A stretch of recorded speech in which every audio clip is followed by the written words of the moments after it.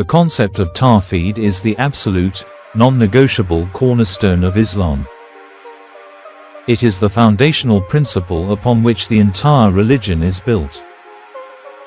The word Tawhid comes from the Arabic root wa'ada, which means to unite, unify, or consolidate.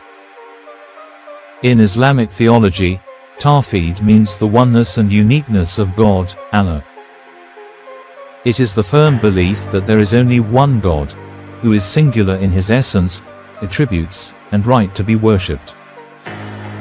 To understand Tawhid deeply, it is traditionally divided into three core categories. The three categories of Tawhid. 1. Tawhid al-Rububiyyah, oneness of lordship. This is the belief in the oneness of God's lordship, that Allah alone is the creator, sustainer, and master of the universe. What it entails: creation. He is the sole creator of everything that exists. Sovereignty. He is the king and master of all creation. Sustenance. He is the sole provider for all beings. Control. He has full power and authority over all affairs. He alone gives life and causes death. Significance. Interestingly, many polytheists at the time of Prophet Muhammad, PBUH, already acknowledged this level of Tawhid. They believed a supreme God created the universe, but they then worshipped other beings, idols, angels, etc., as intermediaries to get closer to him. So, while accepting Rububiyyah is necessary, it is not sufficient for a complete Islamic faith. 2. Tawhid al-Uluhiyyah, oneness of worship. This is the belief in the oneness of God's right to be worshipped, that Allah alone deserves all forms of worship, both inward and outward.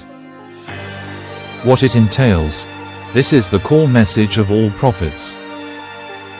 It means that every act of worship, prayer, fasting, charity, supplication, dua, hope, fear, trust, and even the ultimate sacrifice, must be directed to Allah alone. Key principle: this is the essence of the declaration of faith, Shahada, La ilaha illa Allah, there is no God worthy of worship but Allah. It is a rejection of all false gods, whether idols, people, desires, or wealth, and a commitment to direct all devotion to the one true God. Significance: this is the primary purpose of human creation. The Quran states, "And I did not create the jinn and mankind except to worship me." Quran 51-56.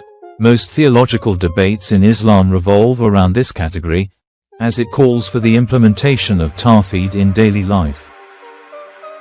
3. Tawhid al-Asma wa al-Sifat, oneness of his names and attributes.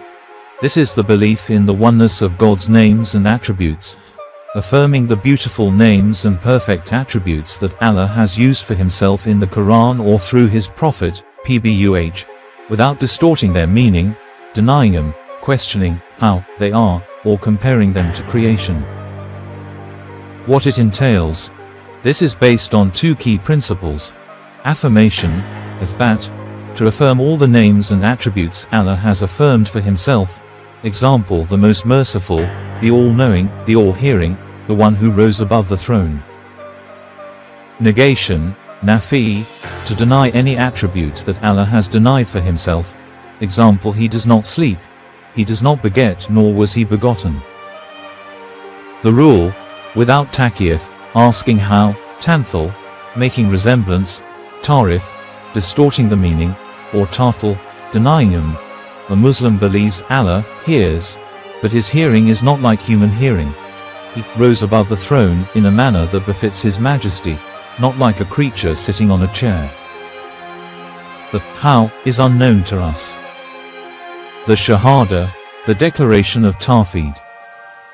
The entire doctrine of Tawhid is encapsulated in the first part of the testimony of faith, Ashhadu an la ilaha illa Allah, I bear witness that there is no God worthy of worship but Allah.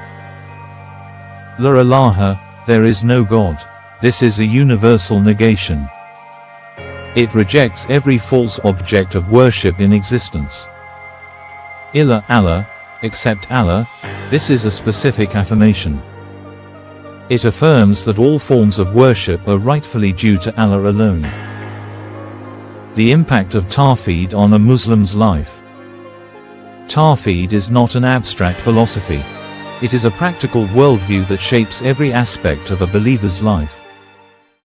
Worship, ibadah, it purifies worship, ensuring it is for Allah alone. Morality and ethics, it provides a constant awareness of being watched by God, ihsan, leading to sincerity and self-accountability.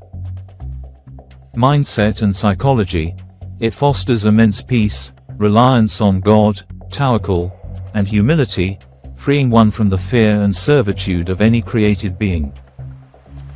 Social justice, since all humans are creations of one God, it establishes the principle of universal human equality and dignity. Purpose and goals, it gives life a clear and singular purpose, to live in accordance with God's will. What violates Tawhid? The opposite of Tawhid is shirk, associating partners with Allah. It is the one unforgivable sin if a person dies upon it without repentance, because it fundamentally corrupts the purpose of creation. Shirk can be major, worshipping other beings, or minor, showing off in good deeds, minor superstitions. In conclusion, in essence, Tawhid is the revolutionary message that liberated humanity from worshipping creation and directed them to the worship of the Creator. It is the ultimate truth that the Quran and all prophets came to establish. It is the source of Islam's strength, clarity, and unity, defining not just who God is, but also who the human being is in relation to Him.